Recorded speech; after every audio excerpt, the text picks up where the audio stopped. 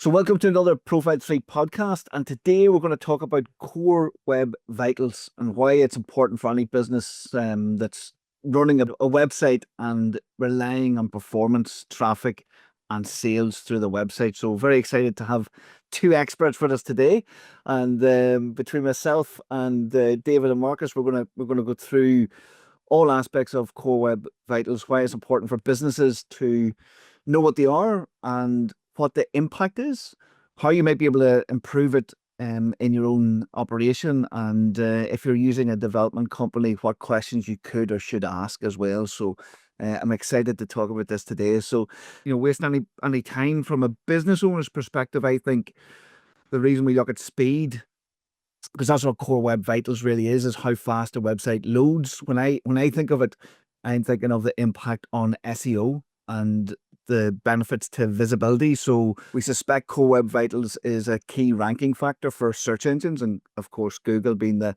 master of all. Definitely poor performance or slow speed has an impact in rankings as far as we can tell. So hence we're all uber paranoid and making sure that we can have our websites load as fast as possible. Also, if it's an e-commerce website, there's an impact on purchases, and we've got some stats on the negative impact when you've got a slow website.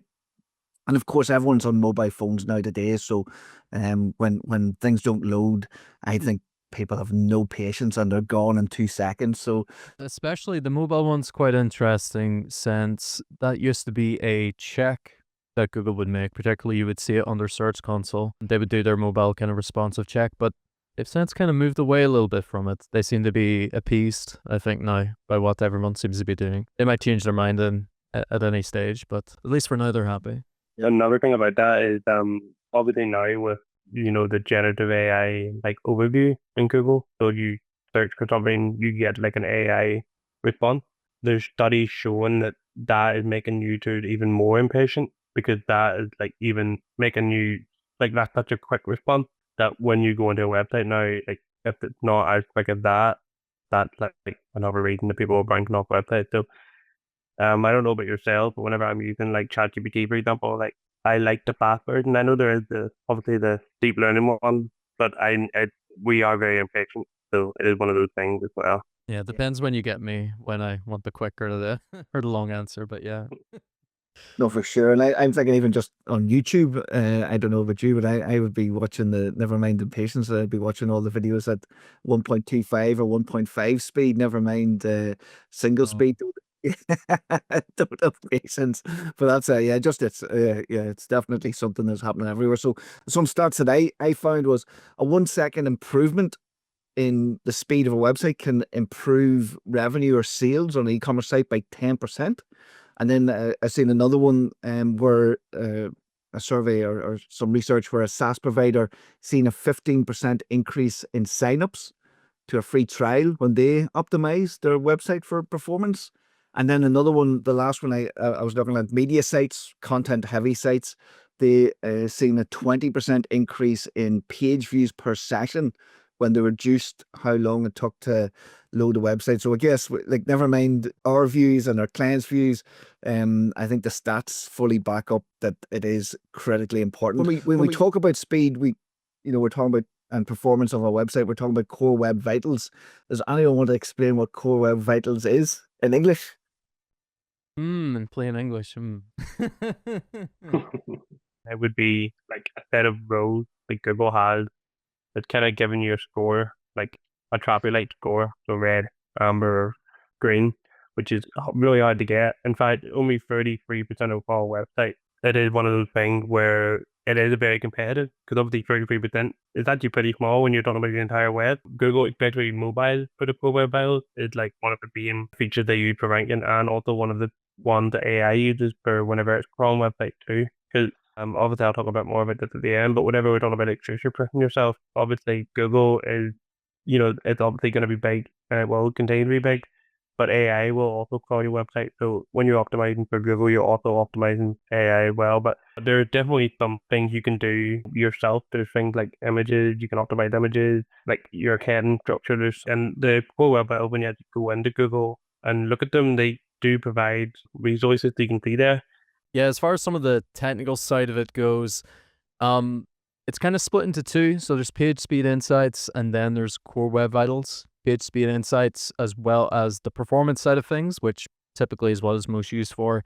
It does have some assessments in terms of accessibility, in terms of technical SEO, and some best practices as well. But the performance part is the main tool that people will kind of use it for.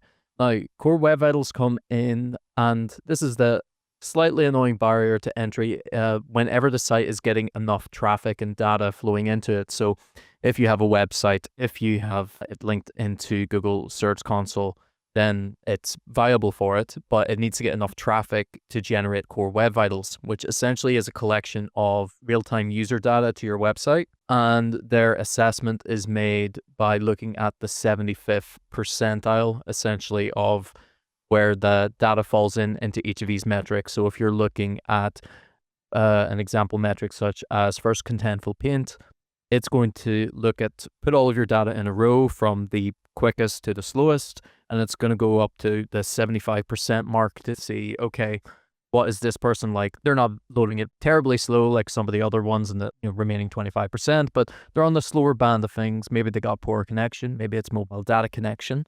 What's it working like for them? So that's why it's a very hard metric to get perfect, because it's looking at users who are loading your site a little bit slower than some of the quicker ones.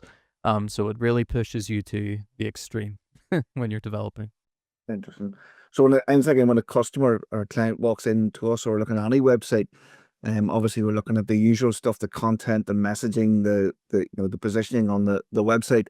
The next thing that I'm looking at is the performance. So back to what we're talking about today, like it really is that important. If you don't have the performance, I don't think the search engines will show your website at all. Really interesting what you're saying about the AI, because there's massive pressure on Google, OpenAI, and all of these AI generative models to reduce their usage of water and electricity, and going carbon trying to be water neutral, for example, in 2030, 2035. I've seen some of them come out, and what they're doing around electricity. So again, back to speed and the cost of loading those sites, like it's so important. The search engines just do not like, AI models do not like serving sites that are super slow. So David mentioned some images and things like that. So where should you start then if you're trying to optimize your own site, or what are the questions you should be asking if you're worried about your site performance? So I'm going to be going into a couple of we'll dub them performance killers. In particular, looking at WordPress, which is the CMS that we primarily would develop with ourselves, but there will be some crossover onto other platforms and some notes worth taking. And the primary thing, I'll start off with identifying what are some of the signs of, okay, so if you notice your site is having performance issues, maybe you've used some tools like Core Web Vitals or PageSpeed Insights to look at that. As David had said there earlier, they will give you some direct input about what they're seeing per page and per instance. But here's some of the kind of general notes to look for. So, especially this one is worth noting within WordPress, and that is plugin bloat and plugin conflicts then. And this can take a lot of different turns. So the first thing, I suppose, is the kind of accumulation of plugins onto your site. It can cause a lot of issues because you're loading in lots of JavaScript, CSS, lots of database entries in there, and it can get overcrowded very, very, very quickly and get out of hand. You can lose track of what's been used, what you have turned off for now, were you ever using it before, and all of a sudden you've got 50 plus plugins on your website, and it's giving you tons of grief, and it's dangerous to try and figure out which ones to turn off. So that's one of the most common ones that I'll see in some older WordPress websites at times. Also comes along with this is that you end up having duplicate plugins that are doing the same job. Worst case scenario I've ever seen would be two SEO plugins like Yoast and All-in-One SEO installed on the one site, for example. Got to be super careful not to make, because you're doubling up all of your meta descriptions and everything then. Yeah, there's a nice wee video that we'll have linked in the description here as well about reducing your plugin reliance as well, because often how people end up getting there is that they need their website to do something and they look for the quickest solution sometimes on how to do it, which can be quite tricky. Now, obviously, if a developer's putting a site together, it's a totally different matter. But for the layperson, it does take a little bit of care to choose the right plugin and to make sure that it's going to be reliable for you going ahead. Then where the plugins come in again and again is now that you do have your plugins, you got to keep them updated, got to keep them in good shape as well. Quite often we'll see older kind of WordPress websites will let their plugins kind of slip a little bit, and that can cause performance issues as well as potentially security issues. So definitely worth keeping on top of. From there, if you have plugins that haven't been updated in ages, or you have plugins that have been turned off temporarily, it all accumulates very quickly. So with WordPress in particular, it's one of the most common things to keep an eye out for. Getting into a little bit more technical kind of detail, what we'll see is database cluster. This is, I would say, a relatively simple one, at least compared to dealing with lots of plugins on your site. But the longer you have your website, if it's been running for some time, if it's had, many different plugins that have come and go on it at this stage, what you can find is the database is going to get quite bloated. In particular, if your site has a lot of blog posts, if you're being nice and diligent with your SEO, you're making a ton of them. But sadly, WordPress may see some revisions in the back end unless some settings have been put in place initially to try and reduce that. In this case, you have to use either manually going in and updating your database to try and get rid of these. Not such an easy task. Or there can be other tools out there that you can use. Do you want to talk a bit about WP Rocket, David, and what you can do with that in terms of your database?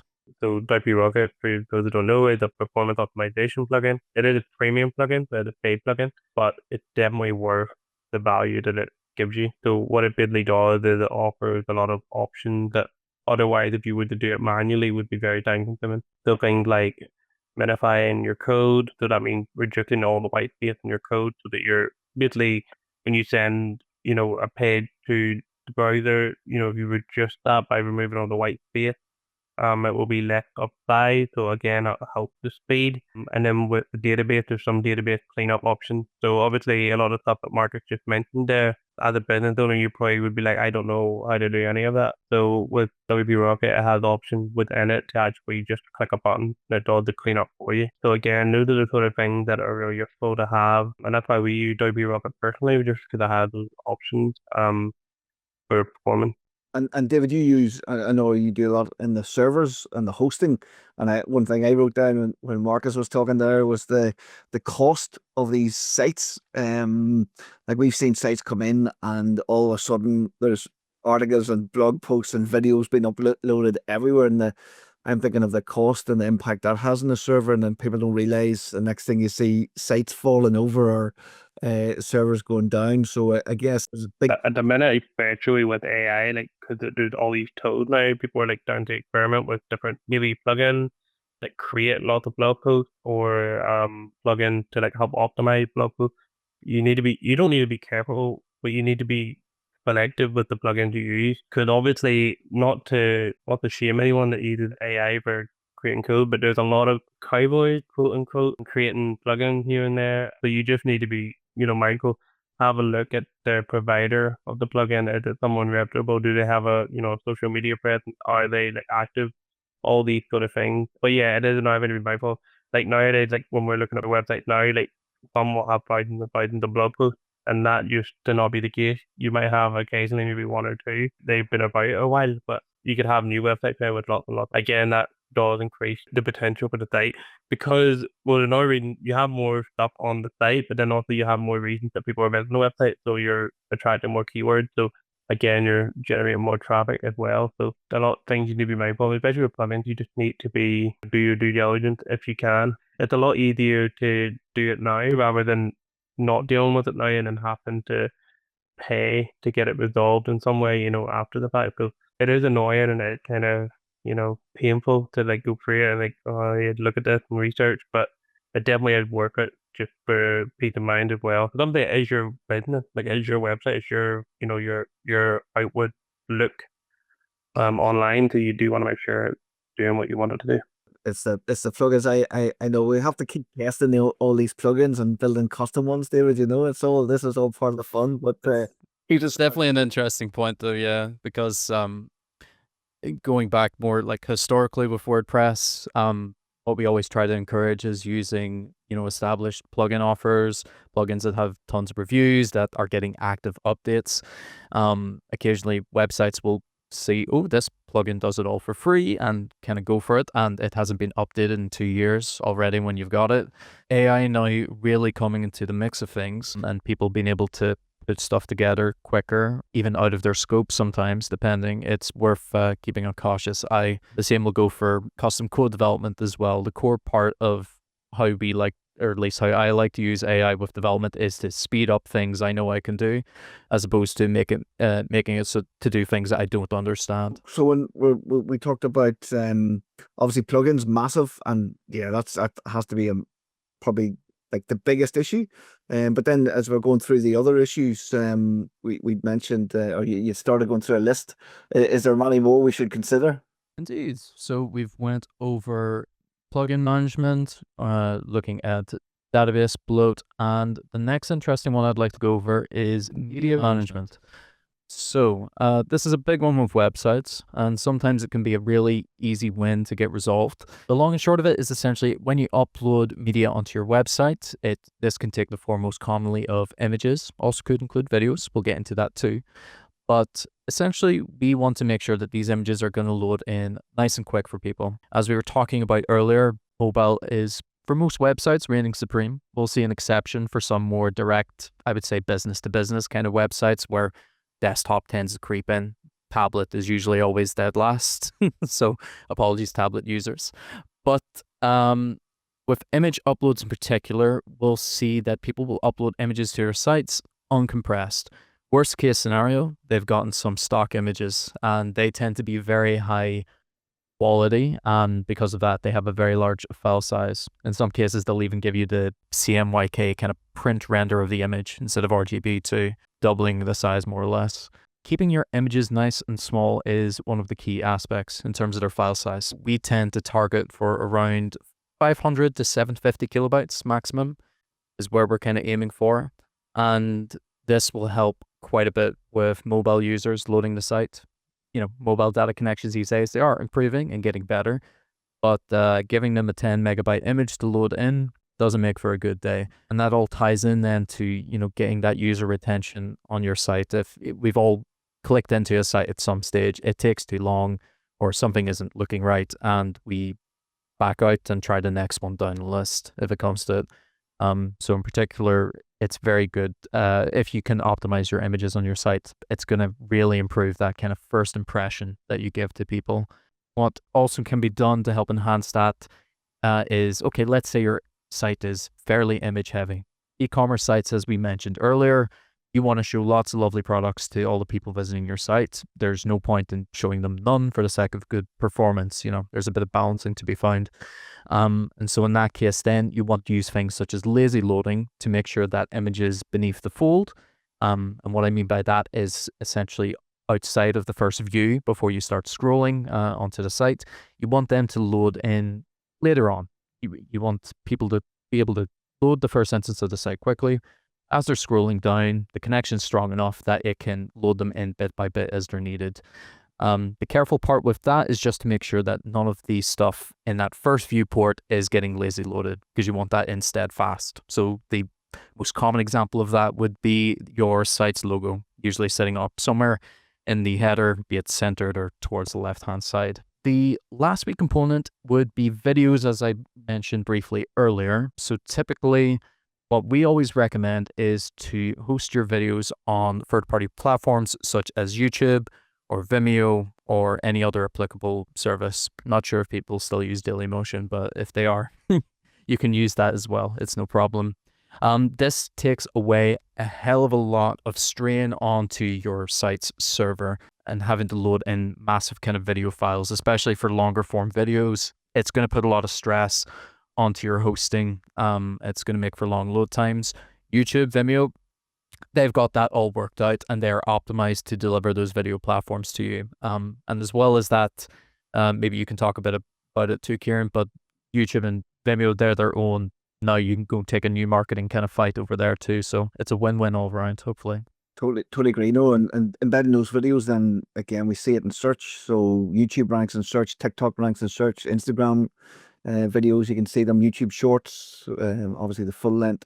And Vimeo, not so much. Most people keep it private. But yeah, as you say, like that, it just give you new audiences. YouTube's second biggest search engine in the world, still at the moment, but let's see.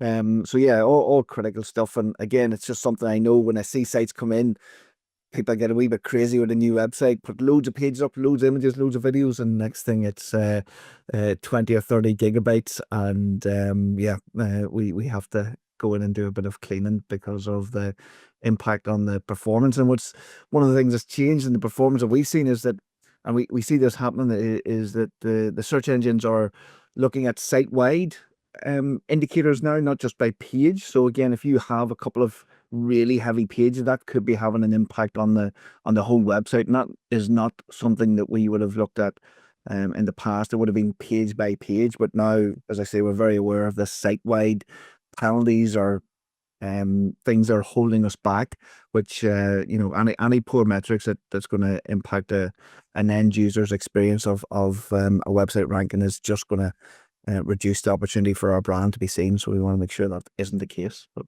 more fun. Next wee item that I would like to have a wee talk about, I suppose just general coding and the build of the website is always one to keep in mind as well. This can certainly be varies quite a bit between sites in terms of how much a factor this one tends to be. I would say in the balance of things over websites that I've seen within the past couple of years, it's become less and less of an issue. People are building, in general, I think, building their websites more efficiently and smarter. So they're coming along quite well. And in many of the websites that I've perhaps worked on over time, it's usually some of these other points are the things to work on, because I can look at how it's built and say, it's built for success, it's good to go, and it just needs those kind of wee fine-tunements. But still, it's worth keeping in mind. So some of the typical things that we see on the kind of coding and build of the site side of things, DOM overload is probably one of the big ones, and this will be a metric that PageSpeed Insights will gladly bring up to you if it is the case. They don't make it easy. I can see the look in David's eyes as well. He knows they're making it trickier and trickier for us to meet their standard there. But essentially what you're trying to do is keep the amount of code on your site minimum, in particular the amount of HTML being generated. So this can, if you're doing a custom development, it's all down to you and making sure that everything is rock solid. If you're out there purchasing a theme, typically what I would recommend doing if you want to be a little bit cheeky is most of the themes out there that you get in for WordPress or other sites out there, they'll usually have a demo site. Grab that demo link and chuck it into a performance checker such as PageSpeed Insights or GTmetrix. That can be a good kind of measure to see, okay, where is it sitting at baseline? And then you can add your things to improve it even further. And then sometimes with visual builders and websites, they can be a little bit more intensive. It's definitely worth noting. The trade-off, obviously, with visual builders is that it's far more accessible in terms of editing. You don't have to rely on being able to code. You're not stuck into a rigid theme that won't let you make and create the things that you want to do on your website. So that's always been the trade-off there. Luckily, some of the tools that we use out there, they've been enhancing and identifying that, okay, yeah, this is a fight that we need to take a little bit better. So they've been making updates to improve that.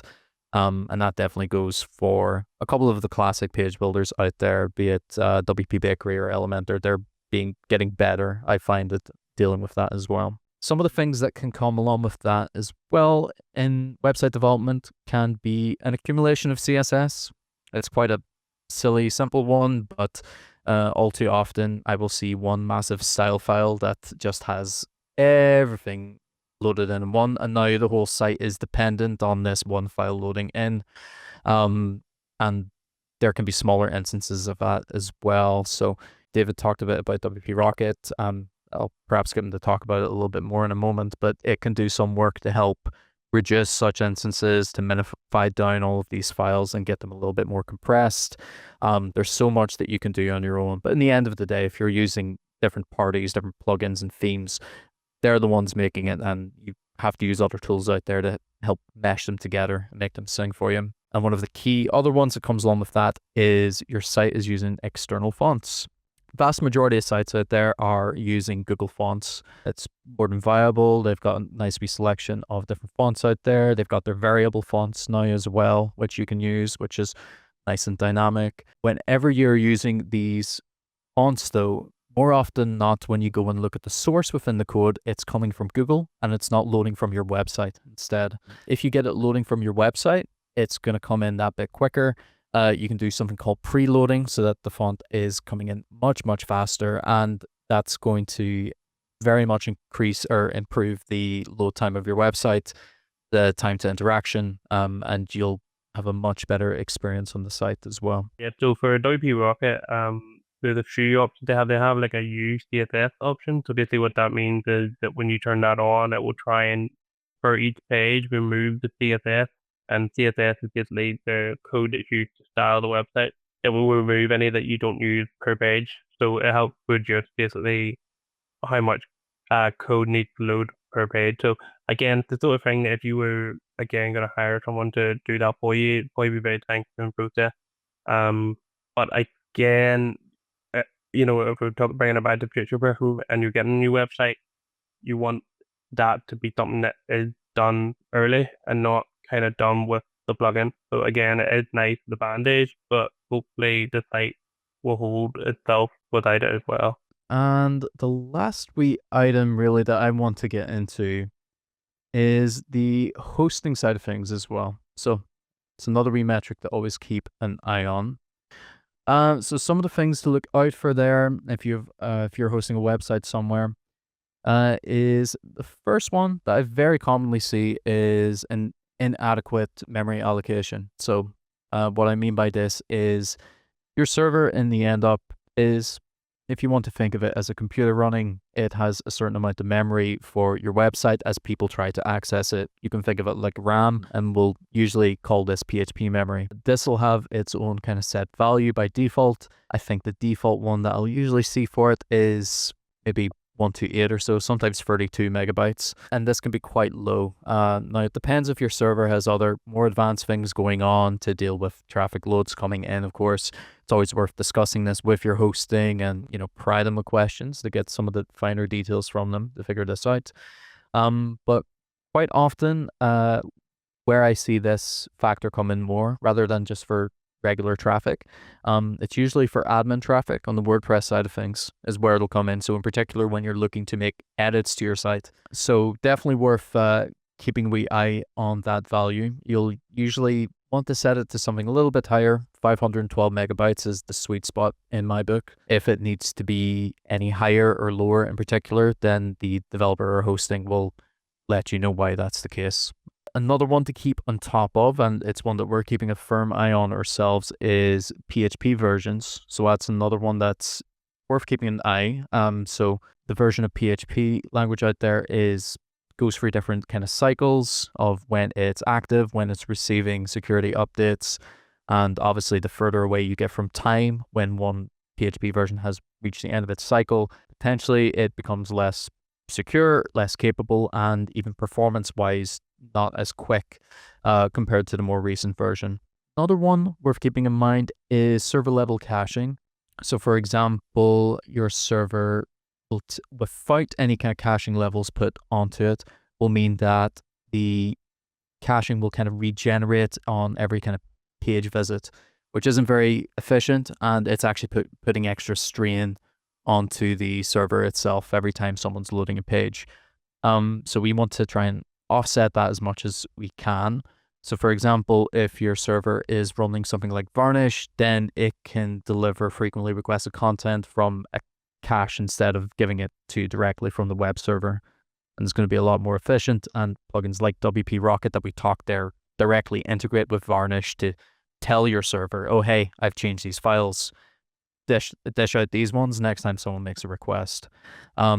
For good measure then, if you tie in things like Cloudflare, it means now that you can send out those cached Varnish files out to CDNs across the world now, and then people are going to be loading in your site even quicker. In particular, it has a big effect on more kind of international kind of websites, outside of your locale, depending on where your hosting is, of course. If you identify some of these and get them resolved, as Kieran said earlier, then it's hopefully going to pay dividends as far as the amount of traffic that you're going to get to the site. It kind of cascades, because as your site loads quicker, people will stay on the site longer, Google will rank it higher, more people come.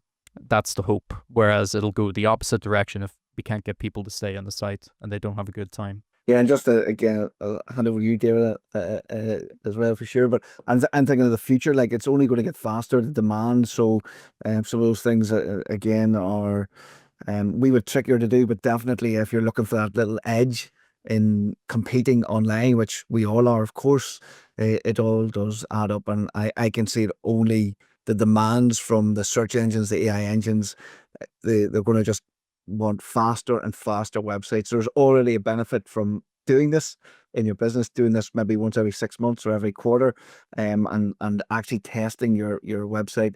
So is GT Metrics the best tool? I know obviously we've got Google Search Console, and if you've got access, you can see your core from your core performance from Google. But externally, then is GT Metrics the next best platform to try and test? If I want to check my website, what would you recommend? I think I would recommend GT Metric, or if you're less, it is technical, but it's less technical than maybe what you would get from Google PageSpeed Insights. It's also maybe a bit more actionable. When you get the Google PageSpeed Insight one, sometimes it's just a list of things and you have no idea where to start. So the good thing with GT Metrics is it does give you pretty good resources. It definitely does, yeah. In particular, I really like the PDF report that thing can produce as well. It's something I would beg PageSpeed Insights to have too, whenever I want to make note of anything on a site. So yeah, David, so what's next? Yeah, so I just want to talk a little bit about future-proofing WordPress performance, just a few wee stats, and also just kind of a little bit of an overview of, a lot of people spend time and money and resources into content. Obviously, content king, but you should also dedicate time for performance, because otherwise no one's actually going to see the content. So just to give you some stats here to kind of back up what I'm saying, 53% of mobile visitors abandon a site that takes 3 seconds to load, but the average website apparently is 27 seconds, which I thought was absolutely shocking, regardless. But it just shows you that if your performance isn't in place, the content that you write and invest in isn't even going to be looked at. So again, content performance is so important. Again, when we were talking about the core web vitals, as I said, only 33% of sites actually pass all of the core web vitals.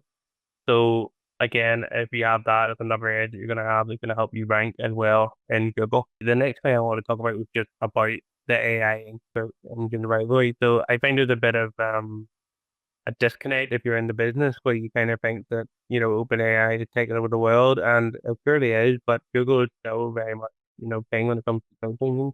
They have a lot of things, obviously with the generative AI experience. So one of the things they find is your immediate click website for simple questions. So it just indicates that Google has indicated SGE, which is their generative AI overview, will still reward sites with great for web vitals. So again, if you're talking about future-proofing your site for performance, you want to also try and get in those AI snapshots, because that's going to benefit you as well, because obviously that's now the top of the page in Google. As I mentioned again, if you get more accustomed to the instant answers from AI, it kind of, for the integration from Google to your website, they kind of expect speed and seamless experience. Otherwise, they kind of take them out of it, so they want to leave. I mentioned the plugins earlier, so again, food quality over quantity.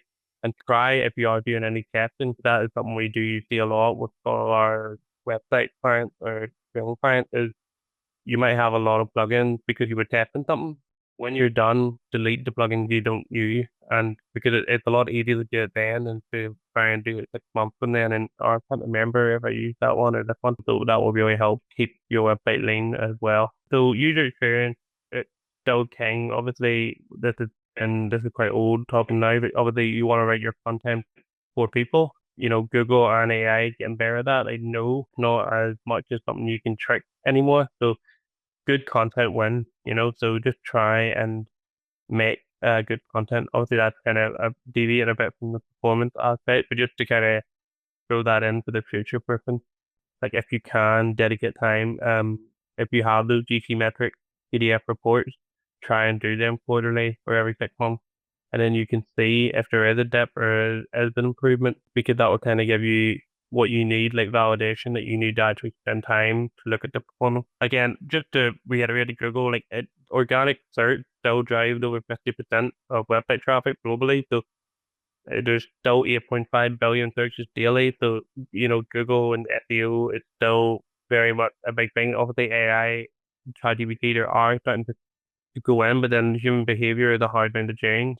Like again, when I think of dashboards that businesses look at, so many metrics, traffic, where the traffic's coming from, but performance, I don't think in all my years I've ever seen performance on a dashboard for a business, and yet back to it, it's so important that because it impacts so many things. So my last question is then, how often should someone, a business owner or marketing manager, how often should they check performance on their website? Is it something they should look at? What, monthly, quarterly, 6 months? What's the best practice?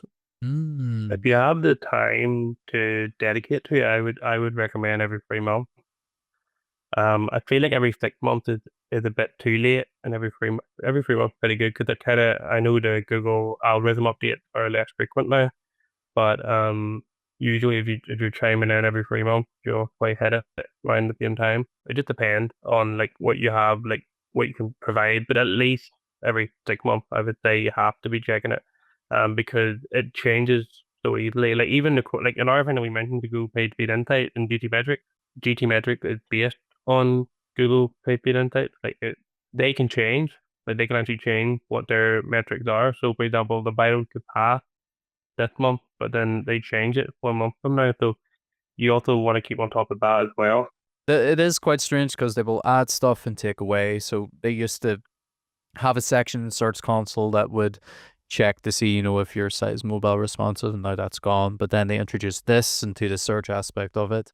At least from my side, what I think is the most valuable is if you have enough traffic to get core web vitals data, then that is really valuable. It's live user data. It's going to be relevant to your user base. There could be influences there. Maybe your user base skews younger or older. Does that influence how quick the site's going to load, depending on how much they value having 5G or not? Who knows? There's some wee interesting concepts there, maybe. But that's working with some live data is really, really valuable. I will say, for example, there's been instances where I've put a site through PageSpeed Insight and, it scored fine. It hasn't scored perfect. But then when I look at their core web vitals, they're all green across the board. So, it isn't necessarily always perfect, these isolated tests. At times, getting live data of how people are actually interacting with it, even loading it up yourself on your device and seeing, are you happy loading it? You could start a timer if you want to see if it loads in 3 seconds as well. If you want to switch the data on your phone, even these kind of wee checks as well to see, okay, am I happy with how quick this loads and how this interacts? Or there's an image and I can see it scrolling and opening down, very gradually. So there's other wee checks worth doing there as well.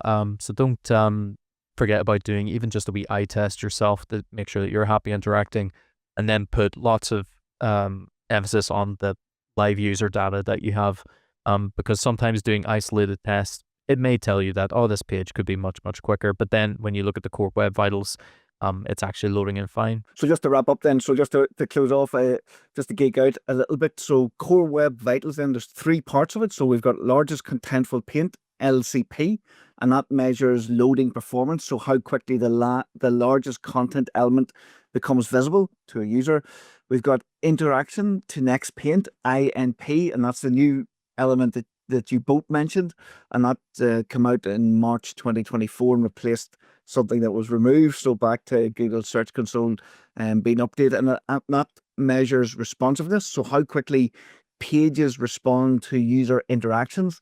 And then the last part is Cumulative Layout Shift, so CLS, and that measures stability.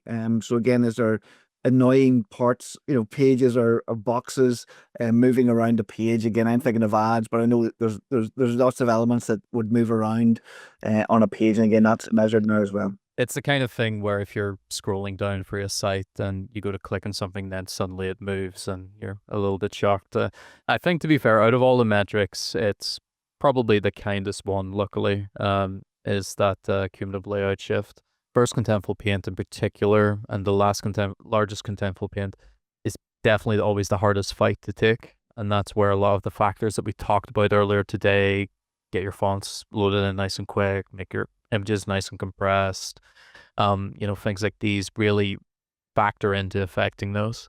Gents, thank you very much for today. If we were to leave it one parting comment or advice, what would it be? I go first, if that's okay. So to wrap up then, one key thing I'm thinking is, why is optimizing your website so important? Well, from my side, as a thinking of the business, it impacts your visibility in search in AI and all of the search engines. Then secondly, slow websites will reduce your performance, your click-through rate, and people actually purchasing. So that's why you need to consider your optimization of your website, and at least once a quarter, as the team said, do check it on tools like GTmetrix or Google Search Console. So gents, what's your one tip or takeaway? So mine could be that performance, just like content, is just as important. So if you can, put aside time to dedicate to, looking into performance and optimizing performance, rather than it being an afterthought maybe 2 years later, because it's so much easier to have ongoing performance optimization rather than to try and do a lot of stuff, in 2 years from now. Content is king, but if you can't, if the website can access the content fast enough, then the content is worth nothing. So that would be my thing, is just try and dedicate time to performance sooner rather than later. If you are downloading any images, obviously one of the popular choices these days is to grab some stock imagery, and this can either be from paid services or free ones out there as well. Definitely worth learning to compress them a little bit. If you search out image compressors by Google or other search engines, you'll find a lot of online tools available there to help compress these. Or if you're familiar with any other tools out there, even like Canva, or if you use any photo editing software at all, it's worth getting these images compressed. In particular these days, there's a very useful file format that'll help you called WebP. It's getting easier to recommend it now because Safari is catching up to its compatibility a little bit. Or better to say, the old devices that can handle it are falling behind. Very, very, very good format for imagery, and even with videos and GIFs as well, technically speaking. And the images can be, plain pictures, or they can be transparent background style as well. It can handle both.